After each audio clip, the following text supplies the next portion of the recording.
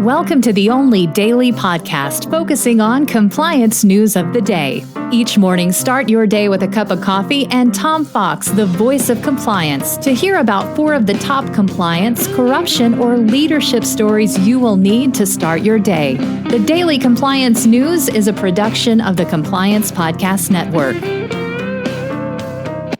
The Daily Compliance News for March 12, 2025, the Ruth Marcus Resigns edition. In a somewhat bittersweet lead story, Ruth Marcus, a deputy editorial page editor of the Washington Post, has resigned after a column she wanted to post critical of the editorial page's new directions was killed. Ms. Marcus has been with the Post for the last 40 years. She is one of the most well-respected political commentators in America, and it really speaks to the decline and indeed destruction of the Washington Post that she has had to resign. And interestingly enough, she attempted to speak with both the publisher, Will Lewis, and of course the owner, Jeff Bezos, and they declined to discuss the decision with her.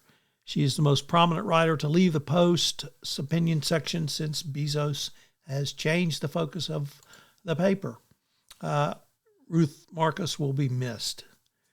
Next up from the Wall Street Journal, Risk and Compliance Journal, Mingy Sun reporting that despite the Department of Justice's FCPA enforcement pause, ignoring the FCPA still raises risks for companies. Mingy reports that several commentators have noted that, of course, the law is still the law, and anti-corruption groups on a worldwide basis have noted that bribery raises the cost of doing business for all parties and does real harm to local economies. And, of course, the FCPA actually supports American companies and Made of America, all of which Trump doesn't understand because he doesn't want FCPA enforced. Perhaps the most interesting comment came from Fry Wernick, a former supervisor at the FCPA unit during Trump's first term and now a partner at Vincent Elkins, who has said, quoted in the article, that companies shouldn't say we are going to shut down compliance and not do internal investigations, that this provides companies an opportunity to police themselves and get a clear bill of health without going through a multi-year investigation.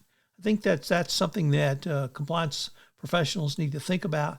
Now may be the time to see if you really have any problems. Next from ESPN, a national-level chair umpire in the Dominican Republic has been suspended for 6 years and fined $6,000 by the International Tennis Integrity Agency for manipulating scoring during matches to help someone who is placing bets. It's not clear if the bets were made for him or not. Nevertheless, it's certainly appropriate anytime an umpire or referee or someone else manipulates a game. You have the truth of the game is put into contest and play, and that's one thing that no national sports organization can accept. And our final story is not really compliance, but frankly, it's so sad I had to put it on the Daily Compliance News. And as in the airline industry, one of the most ubiquitous phrases was bags fly free.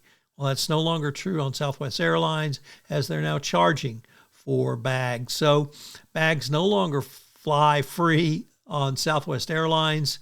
It's a discount airline that's been around for most of my lifetime with the phrase bags fly free, which is no longer effective. So farewell to free bags on Southwest Airlines.